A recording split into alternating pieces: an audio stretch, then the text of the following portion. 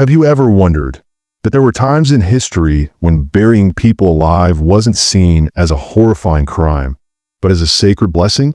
Yes, there were civilizations and societies that believed such an act wasn't just acceptable, it was necessary. Tonight, let us step into the forgotten corridors of history.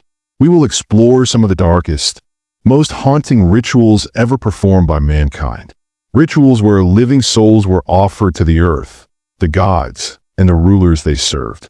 And all of it in the name of blessings, honor, and divine favor. This is the untold story of being buried alive as a blessing. The golden sands of Egypt, glistening under the scorching sun. Towering pyramids rise against the sky, symbols of unmatched human ingenuity and ambition. But beyond the stunning architecture lies a tale that few dare to remember. The ancient Egyptians believed deeply in the afterlife. To them, death was not the end, it was a transition. Pharaohs, the god-kings of Egypt, required everything in the next world. Not just their treasures, but their servants too. In some royal burials, loyal servants were forced to accompany their masters into the next life. How? They were buried alive. Archaeologists have discovered evidence of mass tombs surrounding pharaonic pyramids. Inside were the bodies of dozens of men and women. It was believed that these people were sacrificed or buried alive to continue their service in the afterlife. Imagine the horror, trapped in a tomb, slowly suffocating, all in the name of loyalty. Yet in their society, this was seen as an honor. Their families were rewarded, and their deaths celebrated as spiritual ascensions. We now travel east to China, where one of the greatest architectural wonders in human history hides a chilling legend. The Great Wall of China, stretching thousands of miles, was a marvel. But behind its stone facade are whispers of something darker. During the wall's construction, countless workers died due to extreme conditions. But many tales go further. According to ancient folklore, some workers were deliberately buried alive within the wall. Their bodies became part of the foundation. Why? It was believed that their spirits would guard the wall from invaders and evil. In their minds, this was not brutality. This was protection, sacrifice, a human shield made from flesh and stone. Entire families of laborers would disappear overnight. Some willingly gave up loved ones, convinced that this act would secure the empire's future. Centuries later, archaeologists have uncovered remains within a Great Wall. Fact or legend? Perhaps both. Now, we sail north into the lands of ice and iron. The Vikings, known for their fierce warriors, sprawling ships, and brutal raids. But their funerary traditions? Even more chilling. When a great Viking chieftain died, he wasn't meant to travel to the afterlife alone. A slave woman, often a concubine, would be chosen. Sometimes she volunteered, but many times she had no choice.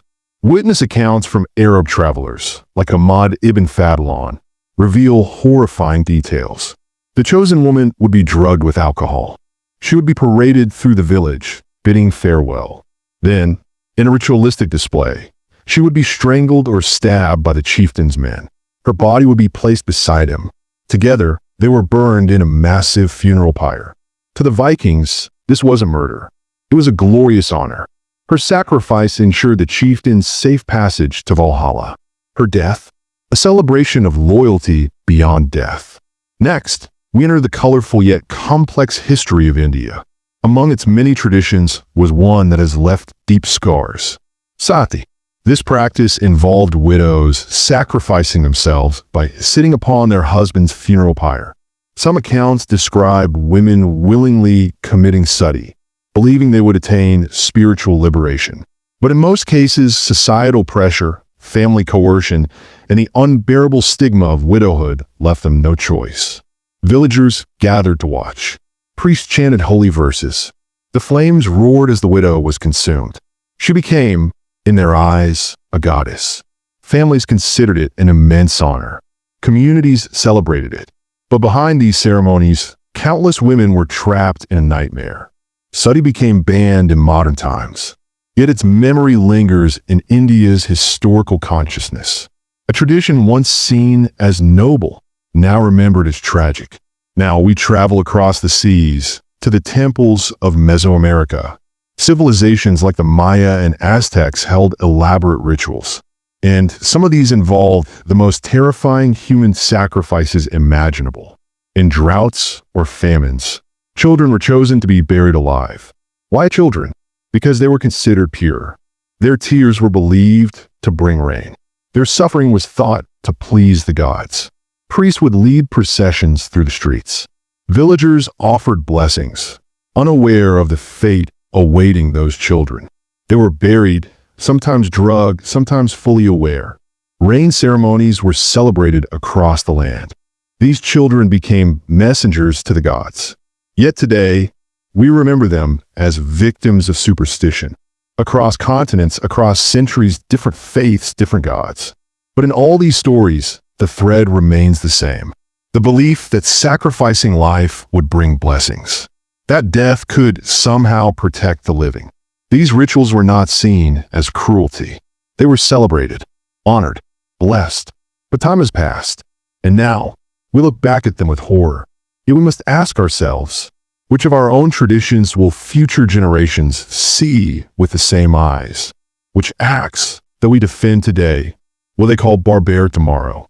History does not simply tell us what happened. It shows us who we were, and perhaps it warns us who we might still become.